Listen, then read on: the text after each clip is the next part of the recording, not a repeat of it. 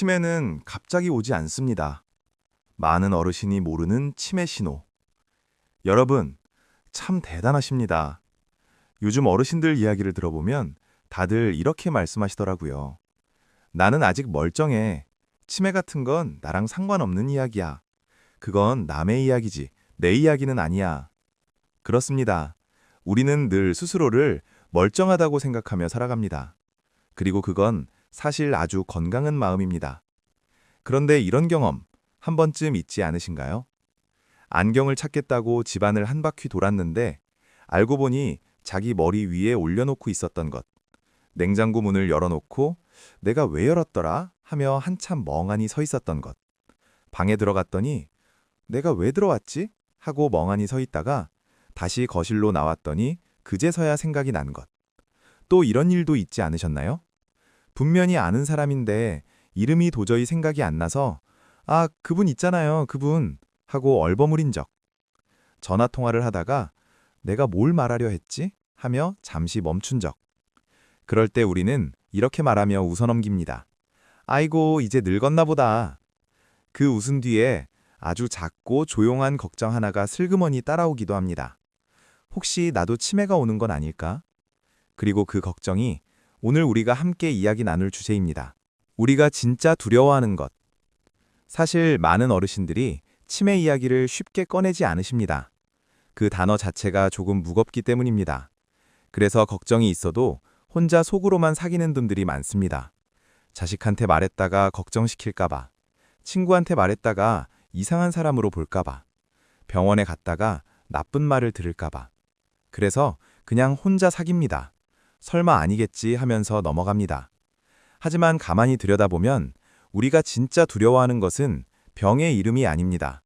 어쩌면 이런 것들이 아닐까요?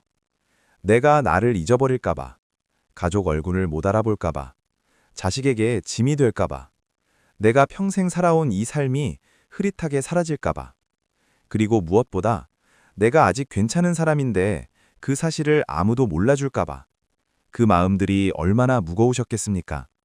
그 마음 참 자연스럽고 솔직한 마음입니다.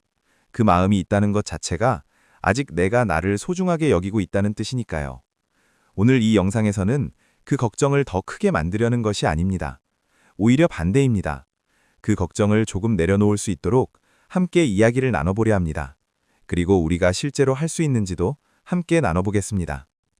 치매보다 더 무서운 것의 정체. 그런데 저는 오늘 이런 질문을 하나 드리고 싶습니다. 치매보다 더 무서운 것이 따로 있다고 하면 그게 과연 무엇일까요? 잠깐 생각해 보십시오. 어느 어르신 이야기를 하나 해드리겠습니다. 75세 한 어르신은 기억력에는 전혀 문제가 없으셨습니다. 어제 드신 밥도 기억하시고 손주 이름도 다 외우시고 뉴스도 꼼꼼하게 챙겨보십니다. 그런데 이 어르신은 매일 혼자 계십니다. 자식들은 바빠서 명절에도 잘 못 옵니다. 친구들은 하나둘 세상을 떠나거나 몸이 아파 만나기가 어렵습니다. 이 어르신은 며칠에 한 번씩 이런 생각을 하신다고 합니다. 오늘도 아무도 나한테 말을 걸지 않았네. 기억은 멀쩡합니다. 하지만 그 기억을 나눌 사람이 없습니다. 이것이 바로 제가 말씀드리고 싶은 치매보다 더 무서운 것입니다. 혹시 이런 것은 아닐까요? 몸은 멀쩡한데 마음이 외로운 것. 기억은 또렷한데 나를 기억해주는 사람이 없는 것. 아직 살아있는데 더 이상 설레이는 것이 없는 것. 그리고 무엇보다 스스로를 이미 다 끝난 사람처럼 여기면 살아가는 것. 이것을 저는 치매보다 훨씬 더 무서운 것이라고 생각합니다. 왜냐하면 치매는 병원에서 진단을 받아야 알 수 있습니다. 하지만 이 외로움과 무기력함은 아무 진단 없이도, 아무 증상 없이도 우리 삶 속으로 조용히 스며들 수 있기 때문입니다. 실제로 연구에 따르면 만성적인 외로움은 치매 발병 위험을 높이는 주요 요인 중 하나입니다. 그러니 오늘은 기억력 이야기보다 마음 이야기를 먼저 해보려 합니다. 자, 그래도 기억 이야기는 안 할 수 없겠죠? 많이들 궁금하실 테니까요. 기억이란 참 신기한 것입니다. 우리가 흔히 생각하기엔 기억은 마치 카메라처럼 사진을 찍어서 저장하는 것 같습니다. 그런데 사실은 그렇지 않습니다. 기억은 사진이 아니라 그림과 같습니다. 같은 사건을 겪어도 어떤 감정으로 겪었느냐에 따라 기억되는 방식이 달라집니다. 그래서 어릴 적 할머니 손냄새는 수십 년이 지나도 기억하는데 어제 점심 메뉴는 기억 못하는 것입니다. 뇌과학자들은 이렇게 설명합니다. 감정과 함께 저장된 기억은 그렇지 않은 기억보다 훨씬 오래, 훨씬 선명하게 남는다고 합니다. 뇌 속에 편도체라는 부위가 있습니다. 아몬드처럼 생긴 아주 작은 부위인데 이것이 감정과 기억을 연결해주는 역할을 합니다. 슬펐던 순간, 기뻤던 순간, 무서웠던 순간, 이런 감정이 강하게 실린 기억은 편도체가 이건 중요한 기억이야 라고 표시를 해둡니다. 그래서 첫 아이를 안던 순간은 20년이 지나도 생생한데 지난주 수요일 점심이 뭐였는지는 기억이 안 나는 것입니다. 이건 비정상이 아닙니다. 이건 우리 뇌가 아주 영리하게 작동하고 있다는 증거입니다. 뇌는 모든 것을 다 기억하지 않습니다. 중요한 것을 더 오래 기억하도록 설계되어 있습니다. 그러니 가끔 깜빡한다고 해서 너무 걱정하실 필요가 없습니다. 또 한 가지 흥미로운 사실이 있습니다. 나이가 들면서 기억의 종류 자체가 달라진다는 것입니다. 젊을 때는 빠르게 새로운 정보를 처리하는 능력이 뛰어나지만 나이가 들면선 오랜 경험과 지혜를 바탕으로 판단하는 능력이 오히려 깊어집니다. 심리학자들은 이것을 결정성 지능이라고 부릅니다. 빠른 것과 깊은 것은 다릅니다. 그리고 나이가 들면서 우리는 빠른보다 깊음을 얻게 됩니다. 우리가 흔히 겪는 기억의 순간들. 나이가 들면 기억과 관련된 재미있는 일들이 자주 생깁니다. 누군가의 이름이 혀끝에서 맴도는데 도무지 생각이 안 나는 순간. 분명히 어딘가에 뒀는데 한참을 찾아야 하는 물건. 그러다가 결국 발견하면 아, 내가 여기다 놨구나 하며 피식 웃게 됩니다. 이런 경험은 사실 나이와 크게 상관없습니다. 40대도 겪고 50대도 겪고 60대도 겪습니다. 심지어 30대도 겪습니다. 전문가들이 이런 현상을 뭐라고 부르는지 아십니까? 설단 현상이라고 합니다. 혀끝까지 왔는데 말이 안 나온다는 뜻입니다.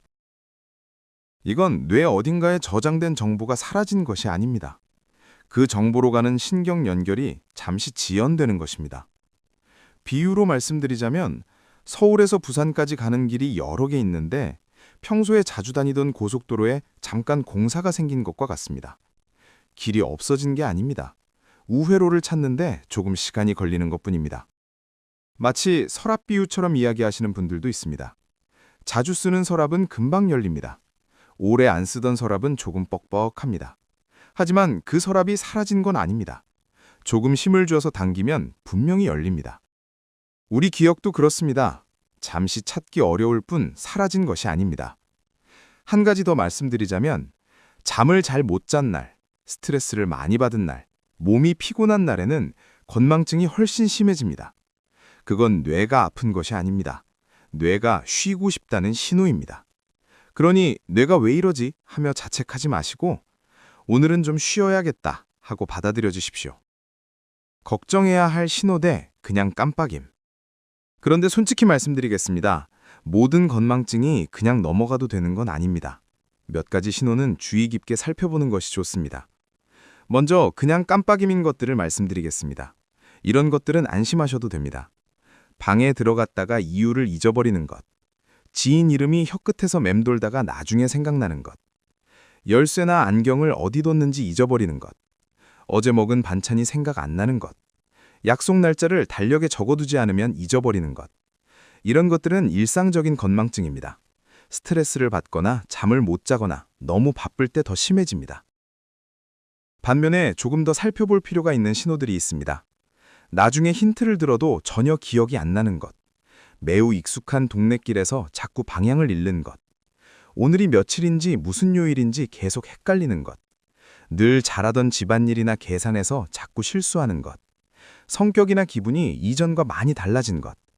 이런 증상이 한두 번이 아니라 지속적으로 반복된다면 혼자 걱정하고 계시지 마시고 가까운 보건소나 병원에 가셔서 간단한 검사를 받아보시길 권합니다. 검사가 무서운 것이 아닙니다.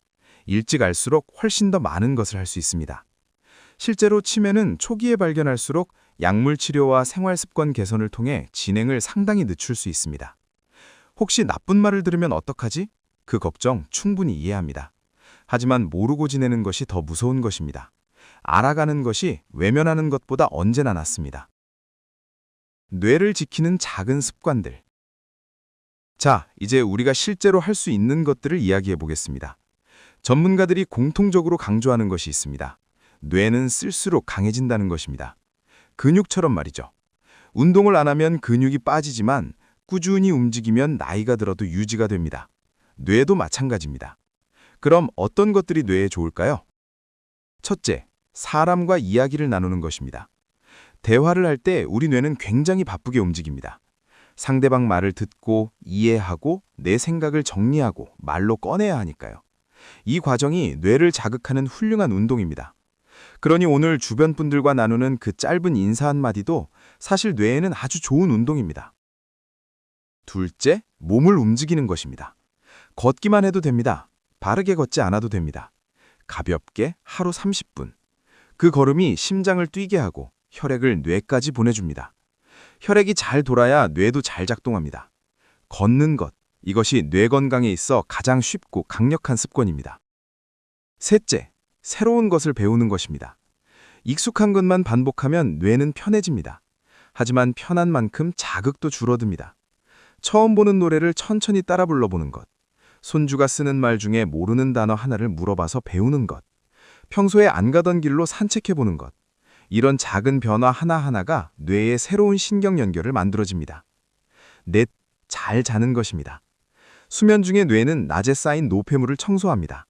특히 치매와 관련된 베타아밀로이드 단백질은 잠을 자는 동안 뇌에서 씻겨나갑니다. 잠이 부족하면 이 청소가 안 됩니다. 그래서 잠을 충분히 규칙적으로 자는 것이 중요합니다. 다섯째, 마음의 평안을 지키는 것입니다. 스트레스 호르몬인 코르티솔은 오랫동안 높은 수준으로 유지되면 뇌의 기억을 담당하는 히마 부위를 손상시킵니다.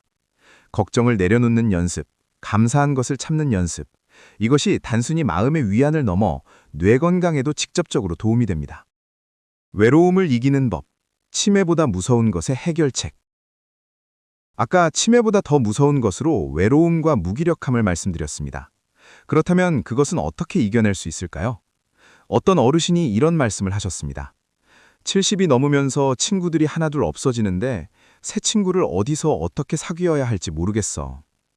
그 말씀이 너무나 공감이 됩니다. 젊을 때는 학교, 직장, 동네에서 자연스럽게 사람을 만났습니다. 하지만 나이가 들면 그 구조들이 하나씩 사라집니다. 그래서 의도적으로 사람과 연결되려는 노력이 필요합니다. 거창한 것이 아닙니다. 오늘 가족에게 먼저 전화 한 통 해보는 것, 오랫동안 연락 없던 친구에게 카카오톡 메시지 하나 보내는 것, 동네 경로당이나 복지관 프로그램에 한번 나가보는 것, 산책 중에 만나는 이웃에게 먼저 인사 한번 건네는 것, 이런 작은 연결이 쌓이면 외로움이라는 그 무서운 것이 조금씩 힘을 잃어갑니다. 그리고 이것은 단순히 기분 좋은 일이 아닙니다. 연구에 따르면 사회적으로 활발하게 교류하는 어르신은 그렇지 않은 분들에 비해 치매 발병 위험이 현저하게 낮다고 합니다. 사람과의 연결이 곧 뇌의 보호막입니다. 오늘 이 영상을 보고 계신 여러분이 주변에 혼자 지내시는 분이 있다면 오늘 전화 한 통, 문자 하나로 그분의 뇌를 지키는 데 도움을 드릴 수 있습니다. 기억보다 더 오래 남는 것, 삶의 의미. 사실 여기까지 이야기하면서 저는 속으로 이런 생각을 했습니다.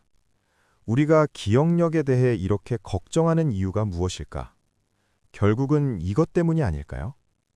내가 살아온 삶을 사람들이 기억해줬으면 하는 마음.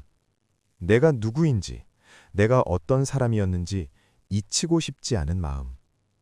그 마음 너무나 당연하고 귀한 마음입니다. 그런데 이런 말을 해드리고 싶습니다.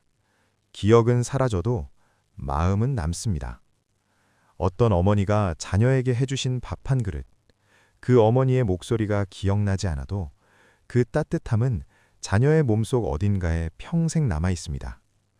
어떤 어르신이 힘들 때 건네주신 말 한마디, 그 말이 구체적으로 무슨 말이었는지는 잊어도 그 말이 위로가 됐다는 느낌은 지워지지 않습니다. 그래서 어떤 분이 이렇게 말했습니다. 사람은 기억으로 남는 것이 아니라 마음으로 남는다. 우리가 지금까지 살아오면서 나누었던 따뜻함, 쏟았던 사랑, 그것들은 우리 기억이 흐릿해진다고 해서 사라지지 않습니다. 이미 누군가의 삶 속에 깊이 새겨져 있기 때문입니다. 동양에 이런 말이 있습니다. 나이 들면 인생의 황혼이 아니라 또 다른 여명이다. 나이가 들면서 줄어드는 것도 있지만 오히려 늘어나는 것들도 있습니다. 살아온 시간만큼 쌓인 경험, 젊을 때는 몰랐던 사람에 대한 깊은 이해, 서두르지 않아도 된다는 여유, 그리고 무엇이 진짜 소중한지 아는 눈. 심리학자 에릭슨은 노년을 통합의 시기라고 불렀습니다. 내가 살아온 모든 시간을 있는 그대로 받아들이고 그 안에서 의미를 찾는 시기라는 뜻입니다. 완벽하게 기억하지 못해도 괜찮습니다. 지금 이 순간 살아있고 느끼고 사랑하고 있다는 것. 그것만으로 이미 충분합니다.